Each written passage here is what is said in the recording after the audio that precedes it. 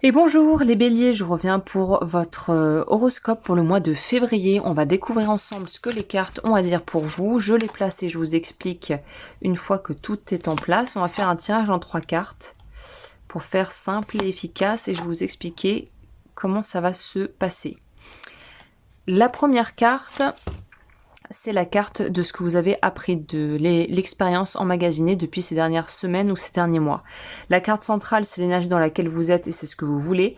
La troisième carte, c'est les défis, les challenges à relever. Et on clôturera avec une carte conseil que vous ne pouvez pas voir car j'ai pas assez de place. Donc j'ai mis le paquet juste à côté. J'ai aussi en complément le petit Lenormand pour pouvoir avoir plus d'infos si je trouve que les cartes sont un peu génériques et que j'ai besoin de plus de compléments. Donc vous les béliers, pour ce qui est de l'énergie dans laquelle vous étiez, on voit que la carte est un peu parle d'elle-même, là j'ai pas besoin je pense de trop épiloguer. On est dans une carte qui nous parle de joie. Je vais quand même demander si c'est une joie que vous avez nourrie et que vous avez ressentie ou si c'est quelque chose que vous avez cherché. Ok, c'est quelque chose que vous avez cherché. Donc vous avez peut-être passé des mois ou une fin d'année un peu peut-être avec une certaine dose de nostalgie ou de une forme de langueur, de pas de tristesse, mais plutôt peut-être d'introspection, de réflexion, et puis un sentiment un peu de solitude aussi. Alors évidemment, c'est très général, ça parlera pas à tout le monde, mais là, on me parle quand même d'une notion de se sentir peut-être entouré de gens et un peu seul quand même, ou pas forcément vous pourriez être entouré, vous voyez, on voit cette espèce d'ermite qui a son animal, son fidèle compagnon, son chien qui essaye d'attirer son attention, mais là, le petit ermite avec ses moutons n'est pas vraiment, n'a pas la tête à ça, quoi.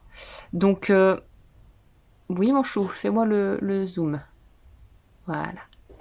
Donc ça pourrait très clairement nous parler d'une énergie ou d'une période de votre vie ces derniers temps qui était peut-être pas qui était pas forcément très joyeuse, mais vous cherchez cette joie, vous avez toujours cet élan de vie d'aller de l'avant et finalement de trouver votre bonheur, de trouver votre joie, de trouver peut-être votre chemin et votre tranquillité d'esprit.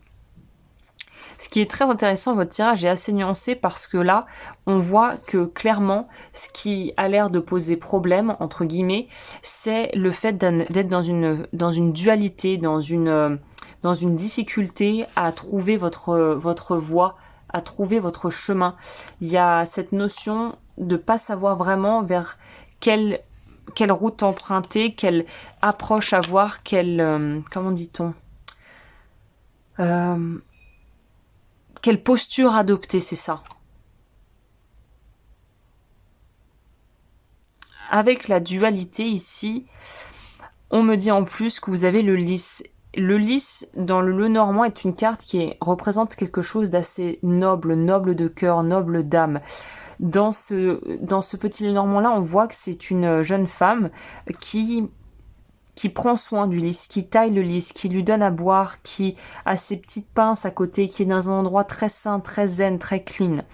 Peut-être que ce qui vous ferait le plus grand bien ce mois-ci, c'est de vraiment faire le tri dans vos affaires, faire vraiment du ménage, vous sentir bien déjà en vous et dans votre environnement proche. Donc là, la notion de détail et de prêter attention aux détails est sûrement significative parce qu'elle nous parle, je pense elle nous donne des renseignements très précieux sur comment pouvoir alléger votre quotidien et alléger votre esprit, vous sentir plus en paix, plus au calme, plus en alignement avec vos valeurs, avec ce que vous avez envie de vivre ce mois-ci.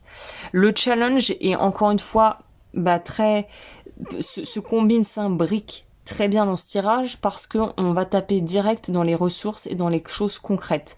On nous parle de l'abondance. Je pense que c'est une abondance d'émotions plus que d'une abondance financière.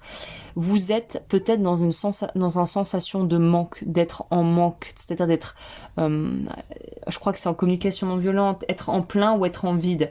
C'est-à-dire que quand on est en plein, on a de l'énergie et de l'émotion du temps à revendre. Quand on est en vide, on est un petit peu comme une espèce de trou noir ambulant qui va absorber l'énergie des gens et drainer l'énergie des autres. Donc là, on vous dit en gros, on va voir ce que le Lenormand va nous rajouter là-dessus, mais on est quand même sur une notion de il faut arriver à trouver un juste équilibre. S'ancrer. de façon très littérale ici.